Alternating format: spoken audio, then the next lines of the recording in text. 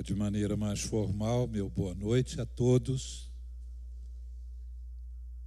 A expressão boa noite, bom dia, elas correspondem às expressões haris, que era o cumprimento dos gregos, e shalom, que era o cumprimento do povo hebreu. Graça e paz eram naqueles tempos bom dia, boa tarde, boa noite. Mas o impressionante é que o Evangelho pega duas palavras do cotidiano, simples e comuns, e as reveste de um significado profundo. E é isso que o Evangelho faz com a vida da gente, com pessoas comuns. Eu agradeço a Deus, aos irmãos, a pastor Gessé, pelo convite para estar com os irmãos nesta noite e abrir a palavra de Deus. Espero, com a graça de Deus, ser bem-sucedido. Sucesso, eu diria que é uma coisa que eu gostaria de chamar a atenção inicialmente. Sucesso chega cedo na vida de algumas pessoas e muito tarde na vida de outras. Para mim, o sucesso chegou aos 70 anos de idade. Foi aos 70 anos que eu me tornei um pregador tremendo. Eu disse isso quando estive aqui no sábado falando para os homens no congresso, há 3 anos atrás. Mas a razão por que eu volto a tocar nesse assunto é que eu fico pregando, as pessoas ficam com medo do microfone cair da minha mão e outras ficam pensando, ele sofre de Parkinson. Eu não sofro de Parkinson. Eu, nesses últimos anos, já fui 3 vezes ao neurologista por insistência da minha esposa e o diagnóstico é sempre o mesmo. Isso se chama tremor essencial. Me disse um outro médico que esse é o diagnóstico quando eles não sabem o diagnóstico. Então, eu herdei isso de minha mãe e me preocupa muito porque minha mãe teve a sua saúde muito prejudicada e morreu na tenra idade de 97 anos. Eu espero passar disso mesmo com o mesmo problema que ela. Foi dito que eu sou pastor emérito da Igreja da Penha, é uma promoção que eu tive. Eu era pastor jubilado. Já ouviram falar isso? Pastor jubilado. Jubilado vem de júbilo. Uma intensa alegria, jubileu é festa. Pastor jubilado recebe esse título quando sai, porque sai o pastor velho e chega o novo, e a igreja fica numa alegria imensa. Mas eu estou aposentado há 3 anos e Deus tem me dado o privilégio de percorrer o nosso país pregando a palavra de Deus. Hoje eu tenho a alegria de estar aqui. E eu gostaria de ler o texto bíblico com vocês e ir dizendo algumas palavras, tá certo? A proporção da leitura do texto, a proporção que nós formos meditando, nós vamos considerar ainda alguns outros textos. Mas eu pediria muito que vocês acompanhassem o texto bíblico em suas Bíblias, em seus aplicativos. Nós nos relacionamos com o mundo que nos cerca através de 5 sentidos: a visão, a audição, o olfato, o gosto e o tato. Se esses 5 sentidos entram em colapso, a pessoa perde o contato com o mundo que a cerca. Se um homem está no hospital, na UTI, e chega o filho dele, adolescente, e diz: papai, eu fiz uma bagunça com a minha vida, eu não ouvi os conselhos que o Senhor me deu. E começa a chorar e diz para o pai: eu me tornei dependente do crack. Comecei com maconha, fui para cocaína, hoje eu uso cocaína e crack, estou devendo um dinheirão ao tráfico e eles me ameaçaram de morte. Eles vão me matar porque eu não tenho dinheiro para pagar essa dívida. Papai, eu preciso muito do Senhor. O que o pai faz por ele? O que faz? Nada. Ele está em estado de coma. Ele não ouve. Ele não é capaz de se comunicar com ninguém. Ele não é capaz de fazer uma operação financeira no seu banco para tirar o dinheiro que o filho precisa para todos os efeitos. Ele está morto. Espiritualmente, nós nos comunicamos através de um sentido só. Esse sentido é a fé. Sem fé, nós nos comunicamos com toda a criação. Seja a criação que a gente vê, seja a criação que a gente não vê. Seres espirituais, anjos caídos, nós podemos nos comunicar com eles, e mesmo sem fé. Agora, nós só podemos nos comunicar com Deus através da fé. Sem fé é impossível ao homem se achegar a Deus, diz a Bíblia. Sem fé, o homem está morto. Ele precisa de intermediários entre ele e Deus, de intercessores. Ele, quando tem uma necessidade, em vez de pedir a Deus, ele vai pedir a alguém que ele julgue que viveu uma vida de méritos que ele não tem. Isso porque ele não tem acesso a Deus. Se tivesse acesso a Deus, ele não pediria a mais ninguém, pediria direto a Deus. Agora eu vou pedir que você abra a sua Bíblia na carta aos Efésios, no capítulo 2. Paulo estava preso em Roma e escreveu essa carta aos cristãos da cidade de Éfeso. Essa é uma das mais preciosas cartas, um dos mais preciosos documentos do cristianismo. A carta aos Efésios, capítulo 2. Você já abriu? Parabéns. Diz assim o nosso texto, Paulo escrevendo para eles: vocês que estavam recebendo a carta, estavam o quê? O quê? Isso, eu quero ouvir gente viva respondendo. Vocês estavam o quê? Mortos. Vocês estavam mortos, não estavam mais. Paulo não diz, vocês estão mortos. Ele diz, vocês estavam mortos. Agora eles estão vivos.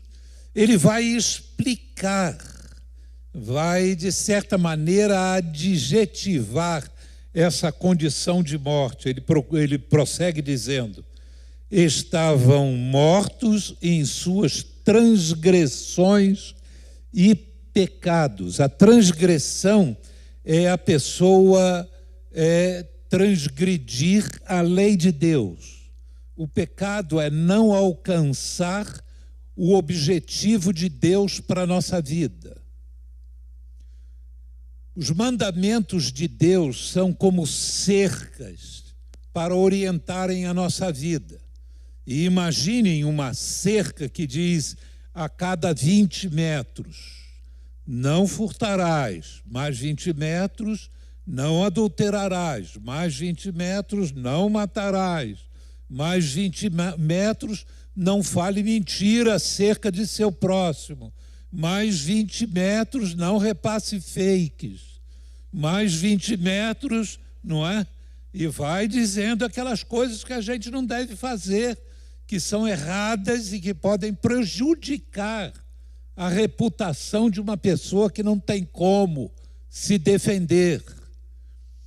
E imaginem que a pessoa vai pelo caminho e tem essa cerca de um lado e de outro, e diz assim: não mentirás. Aí o que ela faz? Passa por cima. Ela pulou 20 metros de cerca ou pulou a cerca toda? Pulou a cerca toda, não é? É por isso que a Bíblia diz, quando a pessoa quebra um mandamento de Deus, quebra todos os mandamentos, todos. Não tem ninguém aqui melhor do que ninguém, porque todos nós somos pecadores, transgressores e somos culpados de quebrar toda a lei de Deus. Essa é a nossa situação diante de Deus. Paulo vai continuar dizendo que era essa a nossa situação, mas a graça de Deus se manifestou trazendo salvação. Ele vai dizer isso mais adiante.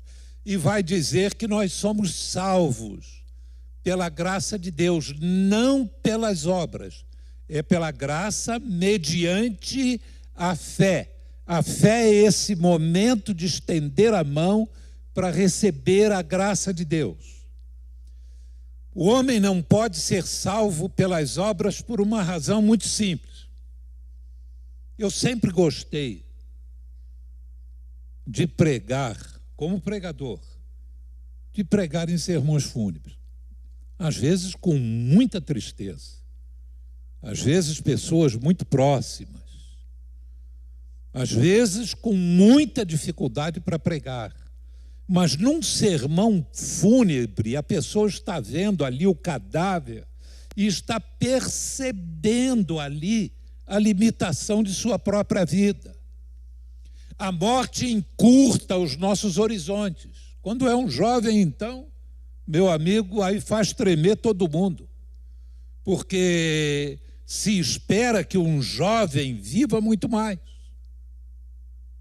Mas, às vezes, nem sempre, mas algumas vezes, pregando um sermão fúnebre, o caixão ali embaixo do púlpito e eu pregando com todo vigor, não é? E terminar o sermão, o pregador também tem essas fraquezas, os irmãos nos desculpem, né? Eu terminar e dizer assim: preguei um bom sermão. Cumpri bem a minha responsabilidade com a graça de Deus. Achei que foi um sermão claro, incisivo, foi um bom sermão. Mas em nenhuma vez, mesmo eu que sou muito crítico, que não gosto dos meus sermões, que não sou capaz de ouvir uma gravação com um sermão meu, nunca aconteceu de eu acabar de pregar um sermão que eu julgasse bom e o morto dizer assim: valeu, pastor Hélio, mandou bem. Aí se sentar assim no caixão e dizer para o pessoal: olha, pessoal, eu nasci aqui no pedaço, cada um pode voltar para o seu trabalho, faculdade, eu sei onde fica o cemitério, e pegar o caixão, botar na cabeça e sair andando. Por quê? Porque o morto não pode fazer nada. Pode ter uma mosca entrando no nariz dele, ele não é capaz de fazer isso. Ele não tem condições de enfrentar uma mosca. Agora imaginem o homem que a palavra de Deus diz está morto. Ele pode ser salvo pelas obras? Pode uma pessoa morta produzir obras para ser salva? É por isso que a Bíblia diz que a salvação não vem pelas obras. Porque o homem está nesta condição de morte no seu relacionamento com Deus. Ele não pode fazer nada que agrade a Deus, nada que adquira algum tipo de mérito diante de Deus. Mas o meu assunto hoje aqui não é morte, é vida.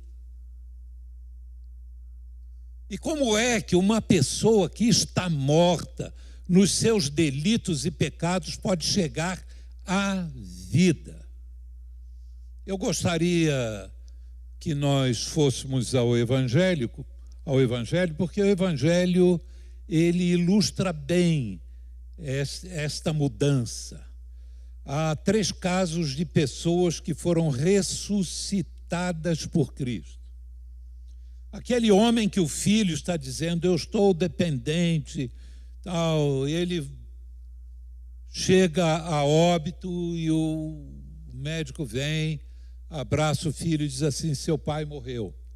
E quando eles estão preparando lá o corpo do pai, e o pai mexe aqui o braço, alguma coisa, abre o olho, aí eles dizem, ressuscitou. Depois que ele ressuscita, ele pode ajudar o filho. Porque a ressurreição traz a pessoa morta para a vida. Vocês se lembram de pessoas que Jesus ressuscitou enquanto ele esteve aqui pregando? Quais foram? Hã? Lázaro, quem mais? Hã? A filha de Jairo, quem mais? Hã? O filho da viúva de Naim. Então vamos lá para o primeiro caso. Lucas capítulo 8, a partir do versículo 40, você tem o relato de que Jesus atravessou o mar da Galileia, chegou lá e havia uma multidão que estava à espera dele. A multidão estava à espera dele porque sabia que ele ia chegar e eles queriam ver, testemunhar algum milagre de Jesus. Mas ali no meio da multidão havia um homem que estava muito atribulado. Ele era o líder da sinagoga, o principal da sinagoga, se chamava Jairo. Ele estava angustiado. E quando Jesus chega, ele diz assim, mestre, por favor, a minha filha única, de 12 anos, está à morte. Vá comigo até a minha casa e cure a minha filha. E Jesus começa a andar com ele. As ruas ali em Cafarnaum são apertadas. E uma multidão grande era difícil abrir caminho. Mas Jesus vai indo, para atender uma mulher. Quando acaba de atender essa mulher, chega alguém da casa desse Jairo e diz assim, não incomode mais o mestre, a sua filha morreu. Aí Jesus vira para ele e disse assim, não temas, crê. Crê somente, exercite fé, somente isso. E vai para a casa desse tal de Jairo. Chega lá e encontra a filhinha de Jairo, de 12 anos, possivelmente na cama, com a sua roupinha doméstica, e ela está ali, é possível que o rosto dela tivesse lágrimas da mãe sobre o rosto dela, e ela não tem rigidez cadavérica, e Jesus chega para ela e diz assim, Talita cumi, é uma expressão que eles não traduzem do aramaico, mas que significa menina, a ti te digo, levanta-te. E aí a menina se levantou. Ela estava ali, nem parecia que estava morta. Ela estava num lugar de vivos, ela estava na caminha dela ou na cama da mãe, ela estava com a roupinha dela, ela talvez ainda não tivesse aquele rosto esmaecido, embranquiçado de uma pessoa morta, e qualquer pessoa que entrasse diria, está viva. Essa é a primeira observação que a gente faz. É que tem muita gente que está morta diante de Deus, mas aos nossos olhos parece que está viva. É professor de escola dominical, foi criado na igreja, começou a frequentar a igreja, foi curado de uma doença, disse, e aqui é um lugar muito bom, é um pessoal camarada, simpático, vou ficar por aqui. Vou mudar de religião. Se batiza, e às vezes se torna diácono da igreja, às vezes vai para o seminário, se torna pregador, parece viva, mas está morta. Está morta. Vamos ver o caso seguinte. Virem para o capítulo de número 7, uma página ou duas, lá para o versículo de número 11. Diz que Jesus chegou à cidade de Naim e estava saindo um cortejo fúnebre. Era o filho de uma viúva, pobre. Ele está sendo levado pelas pessoas para ser jogado no lixão da cidade. Ali no lixão eles tacavam fogo naquele lixo e tacavam fogo nos cadáveres também. Os ricos eram sepultados em túmulos, escavados na rocha. Mas o filho da viúva estava indo para o lixão. E ao lado do caixão do filho, do esquife, vai a mãe dele chorando. Aí Jesus diz a coisa mais inconsequente que alguém pode dizer numa hora dessas. Algo não só inconsequente, criminoso. Ele vira para ela e diz assim: não chores. Que negócio é esse de não chores? A mulher perde o único filho que tem, apoio dela. Ela tem mesmo é que desabar em lágrimas, chorar, se descabelar. Tem muita gente que acha que Jesus era um líder religioso, um filósofo da religião, e ele estaria perdendo uma excelente oportunidade. Era hora dele começar a falar acerca da morte, lançar umas pérolas sobre a vida, não é? Pensamentos filosóficos profundos, bonitos, e para as pessoas ouvirem aquilo e dizerem: mas que sabedoria, que conhecimento. Mas Jesus diz: não chores, porque Jesus é a ressurreição e a vida. Jesus diz: não chores, porque Ele é capaz de eliminar o motivo daquele choro. E Ele vira para o moço e diz assim: moço, a ti te digo, levanta-te. E ele senta no esquife, naquelas ripas onde estão carregando o corpo dele. E aquele moço é diferente da menina. A menina, muita gente olharia e dizia, e poderia pensar: não está morta, está viva. Mas aquele todo mundo sabia que estava morto. Há pessoas que não parecem que estão mortas, elas vivem uma vida correta, brilhante. Tem muita gente que está morta espiritualmente, mas que vive melhor do que crente. Tem muita gente que não vai em igreja nenhuma, mas que vive melhor do que a maioria dos crentes. Eu não posso contar para vocês as coisas que eu já ouvi como pastor, em relação a pessoas do meu rebanho. Mas apenas uma coisa muito simples. Me causava muita estranheza a pessoa chegar para mim depois de uns 3 domingos do acontecido e dizer: pastor, esqueci a minha Bíblia na igreja. Eu fui lá no Achados e Perdidos e não estava. Como é que era a sua Bíblia? Era uma Bíblia muito bonita, com páginas douradas, tinha um zíper e uma Bíblia cheia de referências, de estudos. Agora você pode imaginar isso: um crente chega, encontra na igreja, tinha o nome da irmã? Tinha meu nome. Encontra a Bíblia de outra pessoa, bota debaixo do braço, leva para casa e chega em casa: Senhor, fala ao meu coração através da tua palavra. E lê numa Bíblia que não é dela, que ela pegou, mas que pertence a outra pessoa, isso dentro da igreja. Acabou de participar do culto, de cantar, não é? Cantou até dizer chega, depois vier uma Bíblia ali dando sopa, Espera aí, meus irmãos. Nós somos um povinho que não pode achar que é melhor do que o pessoal que está aí fora. Não podemos. Há bolsões de mau comportamento aí fora que a gente renega, que a gente não suporta, mas que talvez nós estivéssemos lá se não fosse a educação e a formação que tivemos. Tá?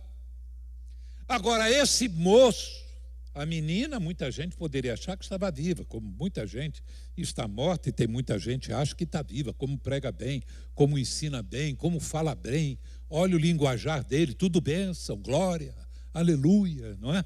Tem aquela aparência mesmo de Cristo, de cristão, mas esse não. Esse a cidade toda sabia que ele estava morto. Tem gente que está morta nos seus pecados e todo mundo sabe, é trambiqueiro. Pede dinheiro emprestado, mas não paga, não respeita a filha dos outros, nem a mãe, não respeita ninguém, é violento, é covarde, é invejoso, é rancoroso, é mentiroso, é falso. Esse tipo de gente que ninguém quer ter como amigo, todo mundo sabe que ele é um pecador. E é o interessante que quando as pessoas estão nessa situação, quem mais sofre é a família. O texto diz que Jesus trouxe o jovem de volta à vida e o entregou à sua mãe. Restaurou o relacionamento entre ele e a mãe, porque quando a pessoa é um pecador, quanto mais, quem mais sofre é a família dentro de casa.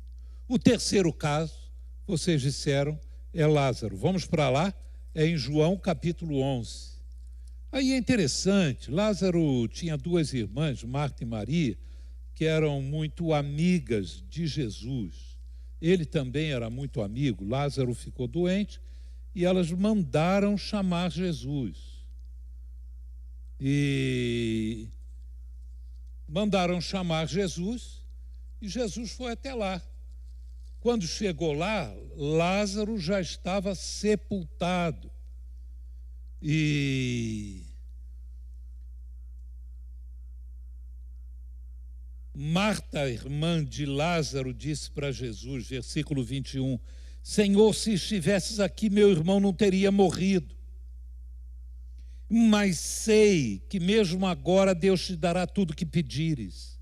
Disse-lhe Jesus, o seu irmão vai ressuscitar. Marta respondeu, eu sei que ele vai ressuscitar na ressurreição no último dia. Disse-lhe Jesus, eu sou a ressurreição e a vida. Aquele que crê em mim, ainda que esteja morto, viverá. E quem vive e crê em mim, não morrerá eternamente. Você crê nisso? Marta disse, eu creio. Aí Jesus chegou onde estava o sepulcro, escavado na pedra, com uma pedra na porta, e virou o versículo 29, e disse, tirem a pedra. Disse Marta, irmão do morto, Senhor, ele já cheira mal, pois já faz 4 dias que ele morreu. Às vezes eu tenho ido em casas, ou mesmo na igreja, para pregar em sepultamentos, e chega na hora de sair o caixão para ir para o cemitério, tem uma pessoa que às vezes nem é parente do morto, mas que chega lá e tem um ataque de histerismo, né? Agarra o caixão, diz, não leva não, não vai levar não, não, e começa a gritar, e a chorar, e lá vai, não. E isso tem acontecido também em casas, que eu vou lá pregar, a pessoa não quer levar para a igreja, e aí, não leva não. Se alguém chega e diz assim, tá bem, não vamos levar, fica aí com a sua família, o seu morto. Aí o que vai acontecer? 1 dia, 2 dias, 3 dias, 4 dias, ninguém aguenta mais. Ela vai dizer assim, tirem o meu morto, levem o meu morto. Nós não aguentamos a presença dele. Tem gente que está morta nos seus pecados e ninguém aguenta. Eu estava uma vez pregando no Canadá e depois de pregar veio um homem falar comigo. Ele tinha entre 50 e 60 anos de idade. E ele chorou enquanto falava comigo. Ele disse: pastor, a minha vida é uma vida miserável, infeliz. Eu tenho 2 netos, mas as minhas filhas nem permitem que eu fale com meus netos. Dar um abraço num neto, nem de longe. E ele então chorou, e eu fiquei com uma pena dele muito grande. E depois que ele saiu, vieram 2 moças, né? Assim, de seus 30 e poucos anos, por aí. Pastor, aquele homem, o que falou para o senhor? Aí eu contei. Aí elas me disseram: é nosso pai. Ele está em liberdade condicional, entrou em liberdade condicional essa semana. Ele é pedófilo. Ele fez mal a não sei quantas crianças. Nós não deixamos ele se aproximar dos nossos filhos. Nós não queremos nenhuma intimidade dele com os nossos filhos. Tem gente que é tão ruim que a pessoa não quer mais nos relacionamentos dela, nem no palanque. Não é? Deus me livre, um cara desse, uma pessoa dessa, eu não quero, só vai me atrapalhar. Não é verdade? Porque ninguém aguenta mais. Eu não tenho nenhuma... Eu quero dizer para vocês que eu e minha esposa não vamos votar. Então, eu não faço propaganda de nenhum candidato e nem acho que o púlpito é lugar para isso. Mas é verdade que há pessoas que querem distância de outras pessoas. Que a convivência e a aproximação só prejudica. Só traz coisa ruim. Mas Jesus chega ali, na porta daquela gruta, e grita: Lázaro, vem para fora! E Lázaro saiu, todo atado, né? Parecia que estava disputando uma corrida de saco, né? Lá ia Lázaro. Aí Jesus vira e diz assim: desligai-o e deixai-o ir. A pessoa que peca muito está tão dominada pelo pecado que é preciso que a igreja faça essa obra de desligá-la do seu passado, de libertá-la daqueles comportamentos compulsivos. A igreja deve ser esta comunidade terapêutica. Mas qualquer que seja a situação do homem no seu pecado, se for preciso gritar com ele, Deus grita e ele vem para a vida. Não há ninguém que esteja tão longe que não possa ser alcançado pela graça de Deus. Graças a Deus por isso. Nós podemos continuar orando sem cessar, sem desanimar, por qualquer pessoa. Agora, eu faço uma pergunta e eu gostaria que me respondesse. Quem é que estava mais morto? A filha de Jairo ou Lázaro? Quem estava mais morto? Quem? Não querem responder?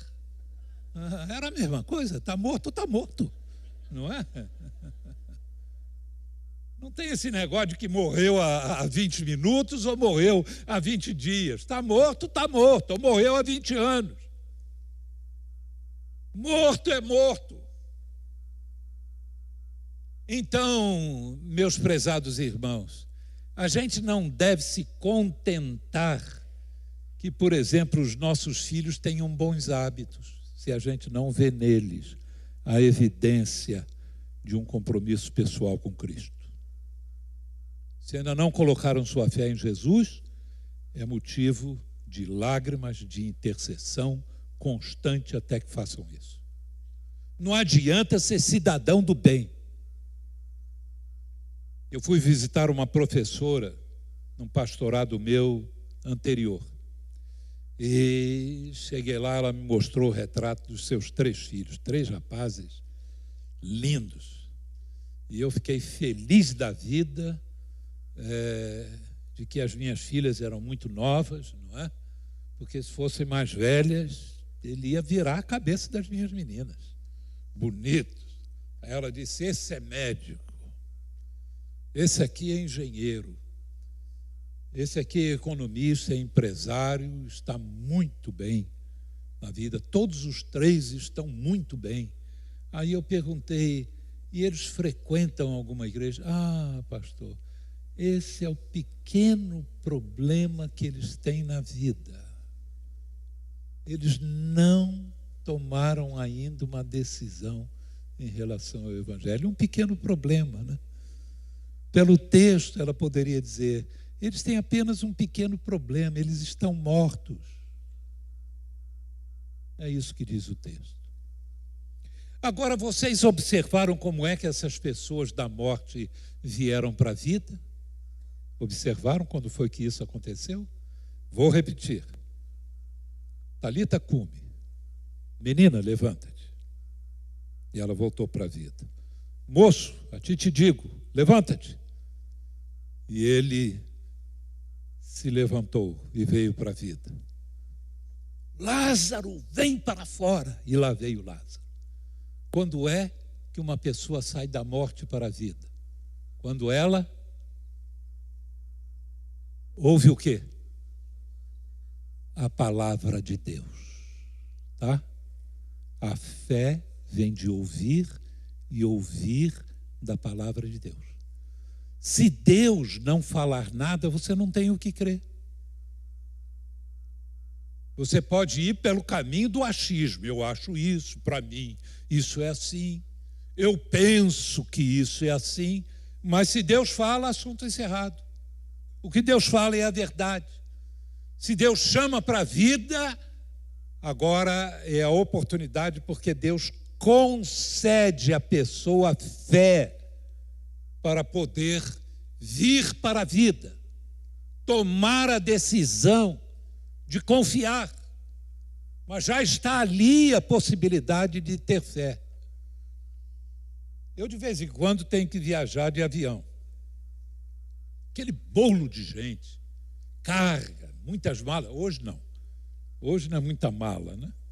A pessoa pendura uma mala aqui atrás, pendura nesse braço, pendura outra na orelha, se tiver uma orelha grande igual a minha, não é? Mas não despacha a mala para não pagar. Mas o avião vai com aquele peso todo. E o que acontece? Ele taxeia, chega lá na cabeceira da pista e os motores começam, as turbinas começam a roncar, e aí o comandante diz, pessoal, preparem-se, agora, vamos levantar voo. Todo mundo batendo com os braços. Você já viu uma coisa dessas? Não existe. Como é que a pessoa levanta voo? Ela simplesmente se senta, descansa, confia que isso vai acontecer.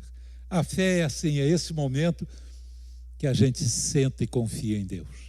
Para de querer ficar se ajudando Deus, igual a minha filhinha de 1 ano e pouco, 2 anos. Eu ia com ela no supermercado, voltava do supermercado, ela já estava cansada de ter andado por lá, aí pegávamos o elevador, ela pedia para ir no colo e pedia alguma coisa para carregar. Aí ela pegava, né, meio quilo de milharina, segurava assim e dizia, papai, estou ajudando o senhor.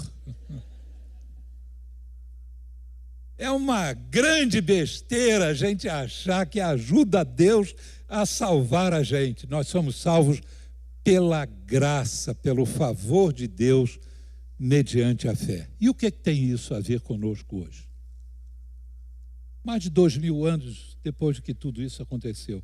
Eu quero agora terminar rapidamente e vou pedir que você abra a sua Bíblia em Romanos, no capítulo 10. Romanos, capítulo 10.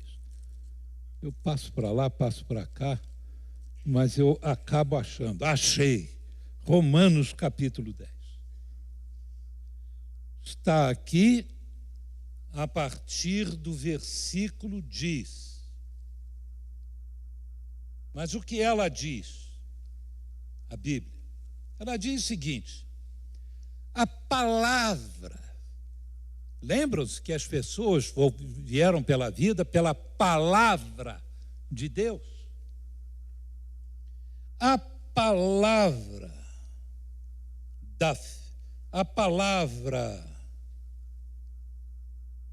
está perto de você, está em sua boca e em seu coração. Isto é, que palavra é essa? A palavra da fé que estamos proclamando, que estamos pregando.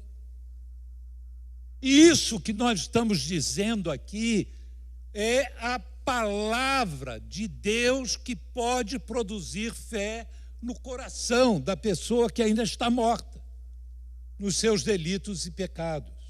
E continua dizendo o seguinte: se você confessar com sua boca que Jesus é Senhor, é dono da sua vida, não é dono da vida dos outros, não é dono das estrelas, da chuva, do sol, é dono da sua vida. Se você confessar a Jesus com a sua boca que Ele é Senhor e crer em seu coração que Deus o ressuscitou dentre os mortos, ou seja, que Jesus está vivo e pode ouvir você, que você pode falar com Ele. Se você pode falar com Ele, saber que Jesus está vivo e que Ele te ouve e disser: eu entrego a minha vida ao Senhor, eu aceito que o Senhor seja o Senhor da minha vida. Aí o que é que diz?